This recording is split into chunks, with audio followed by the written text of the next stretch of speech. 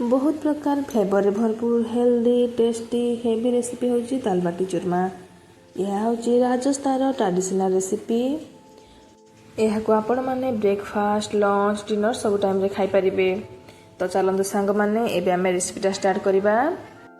एठी मुनी येची गोटे बाउल एथिरे एबे हम दे देबा गोटे कप आटा, आधा कप सुजी, स्वाद अनुसार लुण, गोटे चम्मच पान मधुरी, गोटे चम्मच जुआणी, गोटे चम्मच धला राशि, गोटे चम्मच जीरा और गोटे चम्मच ददरा कुटा धनिया, खाइबा सोडा गोटे पिंच। ए सब जिनिस को दे सारा यहाँ को भल भाव गोले नवा।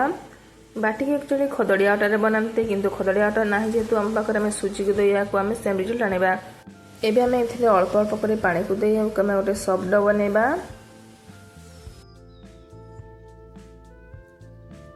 एटी देखंतु आमर डोटी रेडी हो जाइए। एबे आम अल्प टिके तेल को देदेबा और यहाँ कवर कर रेस्ट छाड़देबा। से भर आम चलतु डाली को बन नवा। से देखो ये गोटे बाउल नहीं जाइए। आम गोटे कप डाली को नहीं जावा। ये मुझे 5 मिक्स डाल नहीं जाइए। आपण मान पाखे जब एभेलेबल आपण मैंने गोटे कि 2 प्रकार डाली बन पारे। डाली को आम भल भाव क्लीन करके 5 ରୁ 6 थर पर्यंत वाश करना। तापर यहाँ को पानी दे आधा घंटा पर्यंत बतुरिया छाड़देबा, जहाँपर डाली भल भाव सफ्ट हो शीघ्र सीझ।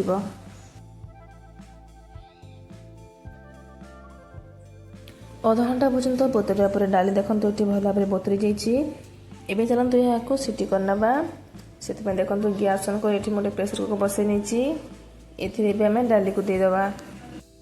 तापर डाली क्वांटिटी अनुसार आम पानी को देदेबा। तापर स्वाद अनुसार लुण, अधा चामच हलदी गुंड, गोटे बड़ चामच देसी घी को देदेबा। यहाँ कवर कर सीटी लगाई 4 ରୁ 5ଟା हुइसिल आसा पर्यंत वेट करवा। देखो ये डाली 5 ରୁ 6ଟି सीटी आसीगला। आम गैस फ्लेम को अफ करना और यहाँ को ठंडा हाँपी छाड़देबा। डाली गैस जावा भर आम चलते बाटी को प्रस्तुत करना। ये देखो डोटी पूरा सफ्ट हो जाइए। यहाँ को आम हल्का हाथ में चकटी ना, बेस प्रेस करके चकटा दरकार नहीं। एबे आम यहाँ को रोटी जमी लोई बनाती सेमती छोट छोट डो बन ना, माने लोई बन ना। बेसी चिकन करवा किसी दरकार नहीं, जमती क्रास थी सेमती थी, कारण यह बॉयल कला समय कि फ्राए कला समय से क्रास गुड़िक आसो। देखो ये मुझे केमती बनाऊँगी। एमती बनाते जमार प्रेस करके पूरा स्मूथ करके डो बनैबेनी कि लुई बनैबेनी, एमती क्रास थी दरकार। तापर बाटी गुड़क सुंदर देखा जाए नाइफ से आम एमती आपको क्रॉस चिन्ह करना प्लस चिन्ह। देखंतु एठी मो सब बाटी गुड़ाक बन नहीं। यहाँ को आम फ्राए करवा। आपण मैंने चाहे डीप फ्राए करें, सैलो फ्राए करें कि पानी रे यहाँ को बॉयल करें। ये आम गोटे प्लेट नहीं जावा। ये ऑयल ग्रीस करना। ए सब बाटी गुड़ाक देदेबा। मुझे यहाँ को आज पानी स्टीम करी।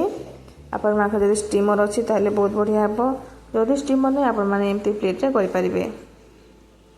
एबे आम गैस ऑन करी गोटे कढ़ाई को बसई ना। ए पानी को देदेबा। तापर गोटे स्टीमर स्टांड कर देदेबा। तापर ये प्लेट को एमती रखी नेबा ऊपर एवं यहाँ को कवर करी 20 ରୁ 25 मिनट पर्यंत स्टीम करवा। बाटी को ये 20 ରୁ 25 मिनट पर्यंत स्टीम करिया पर देखंतु बाटी पूरा साइज डबल हो जाइए।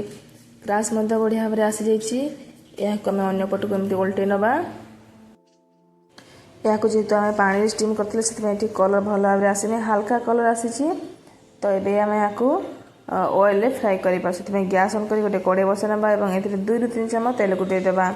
तेल हल्का गरम होगा सब बाटी गुड़ाक ये आड करदे और अल्ट पल्ट कर यहाँ को भल भाव पूरा ब्राउन कलर होगा पर्यंत फ्राए करवा। देखंतु ये बाटी रे परफेक्ट कलर आसी जाइए, भल भाव क्रास आसी जाइए। एबे आम यहाँ गोटे प्लेट को काढ़ी नवा। देखंतु बाटी पूरा कड़क अच्छी, बाहर क्रंची भीतर पूरा सफ्ट अच्छी। ये बाटी बहुत गरम अच्छी, हाथ में धरी होनी। बाटी तो ये रेडी होगला। एबे चलते चूरमा बनैबा। से गोटे मिक्सी जार नहीं जावा और 2-4टी बाटी ए खंड खंड कर मिक्सी जार पकई नवा। एवं यहाँ को 2 ରୁ 3 थर चलेबा। अधिका टाइम जमार चलेबेनी, अधिका गुंड हो। एक्चुअली यहाँ को ट्रेडिशनल तरीका रे हाथ में चकटी चकटी यहाँ को गुड़ और घी देकी बनाती। देखंतु ये आम चूरमा परफेक्टली रेडी जाइए, पूरा खिला खिला बनी। एबे आम यहाँ को घी देकी ड्राई रोस्ट करवा। ସେଥିପାଇଁ ଗ୍ୟାସ୍ ଅନ୍ କରି କଡ଼େଇକୁ ବସାଇ ନେବା। ତାପରେ ଏଥିରେ ଆମେ 1 ଚାମଚ ଦେଶୀ ଘିଅକୁ ଦେଇଦେବା ଏବଂ କିଛି ଆଲମଣ୍ଡ, କିସମିସ୍, କାଜୁ, ଚିନାବାଦାମ ଏସବୁକୁ ଦେଇ ସାରିଲା ପରେ ଏହାକୁ କିଛି ସମୟ ଭାଜି ନେବା। ତାପରେ ଯେଉଁ ଚୁରମା ବନେଇଥିଲେ ତାକୁ ଦେଇଦେବା ଏବଂ ଏହାକୁ ଭଲ ଭାବରେ 1 ରୁ 2 ମିନିଟ୍ ପାଇଁ ଭାଜି ନେବା। ଏଠି ଆମର ଚୁରମା ପରଫେକ୍ଟଲି ରେଡ଼ି ହୋଇଗଲା। ଏହାକୁ ଆମେ ଗୋଟେ ପ୍ଲେଟ୍କୁ କାଢ଼ି ନେବା। ଏଠି ଚୁରମା ତ ରେଡ଼ି ହୋଇଗଲା, ବାଟି ମଧ୍ୟ ରେଡ଼ି ହୋଇଗଲା। ଏବେ ଚାଲନ୍ତୁ ଆମେ ଯେଉଁ ଡାଲି ସିଟି କରିଥିଲେ ତାକୁ ଖୋଲିକି ଦେଖିବା। ଏଠି ଦେଖନ୍ତୁ ଡାଲିରେ ସବୁ ଗ୍ୟାସ୍ ଛାଡ଼ିଯାଇଛି। ଡାଲି ପୁରା ଟିକେ ପରଫେକ୍ଟଲି ରେଡ଼ି ହୋଇଯାଇଛି, ଭଲ ଭାବେ ସିଝିଯାଇଛି। ଆକ୍ଚୁଆଲି ଏହାକୁ ଟ୍ରାଡ଼ିସନାଲ୍ ତରକାରୀରେ ଛୁଙ୍କ ଲଗାନ୍ତି ନାହିଁ, ଏମିତି ହିଁ ଖାଆନ୍ତି। ତ ଏବେ ଚାଲନ୍ତୁ ଆମେ ଏହାକୁ ଏମିତି ଗରମା ଗରମ ସର୍ଭ କରିବା। ଏଠି ଦେଖନ୍ତୁ ଗୋଟେ ବାଉଲରେ ମୁଁ ଦେଶୀ ଘିଅକୁ ଗରମ କରି ନେଇଯାଇଛି, କାରଣ ବାଟିକୁ এই ଗରମ ଘିଅରେ ଏମିତି ବୁଡ଼େଇକି ଖାଆନ୍ତି। ଚାଲନ୍ତୁ ଆପଣମାନଙ୍କୁ ଯଦି ଘିଅ ପସନ୍ଦ ନାହିଁ ତାହେଲେ ଏହାକୁ ସ୍କିପ୍ ମଧ୍ୟ କରିପାରିବେ, କିନ୍ତୁ ଟ୍ରାଡ଼ିସନାଲ୍ ତରିକାରେ ଏମିତି ସର୍ଭ କରନ୍ତି। ବହୁତ ଟେଷ୍ଟି ଲାଗିଥାଏ, ବହୁତ ବଢ଼ିଆ ଫ୍ଲେଭର ମଧ୍ୟ ଆସିଥାଏ। ଟ୍ରାଡ଼ିସନାଲ୍ ତରକାରୀ ଏହାର ଖାଇବା ଶୈଳୀ ମଧ୍ୟ ୟୁନିକ୍ ଅଛି। ବାଟି ଚୁରମା ସହିତ ଡାଲିକୁ ଗୋଳେଇକି ଘିଅ ସହିତ ଏମିତି ହାତରେ ଚକଟିକି ଖାଇଥାନ୍ତି। ଏବେ ଆମେ ବାଟି ସହିତ ଡାଲି ଏବଂ ଚୁରମାକୁ ମଧ୍ୟ ସର୍ଭ କରିନେବା ଏବଂ ଏହାକୁ ଗରମା ଗରମ ଖାଇ ଏହାର ମଜା ନେବା। ଦେଖନ୍ତୁ କେତେ ଡେଲିସିୟସ୍ ଦେଖାଯାଉଛି, ପୁରା ୟମି ଦେଖାଯାଉଛି, ପୁରା ହେଲ୍ଦି, ପ୍ରୋଟିନ୍, ଫାଇବରଫୁଲ୍ ଅଛି। ଆପଣମାନେ ଏହି ପ୍ରକାର ଏହି ରେସିପି ଥରେ ନିଶ୍ଚୟ ଟ୍ରାଏ କରନ୍ତୁ ଏବଂ ପରିବାରକୁ ଖୁଆନ୍ତୁ, ହେଲ୍ଦି ରୁହନ୍ତୁ। ଆଉ କେମିତି ଲାଗିଲା ମୋତେ କମେଣ୍ଟ ମାଧ୍ୟମରେ ଜଣାନ୍ତୁ। ଆଉ ଯଦି ମୋ ରେସିପିଟା ଭଲ ଲାଗିଥାଏ ତାହେଲେ ମୋ ଚ୍ୟାନେଲକୁ ଲାଇକ୍, ସବସ୍କ୍ରାଇବ୍ କରିଦିଅନ୍ତୁ। ଜୟ ଜଗନ୍ନାଥ।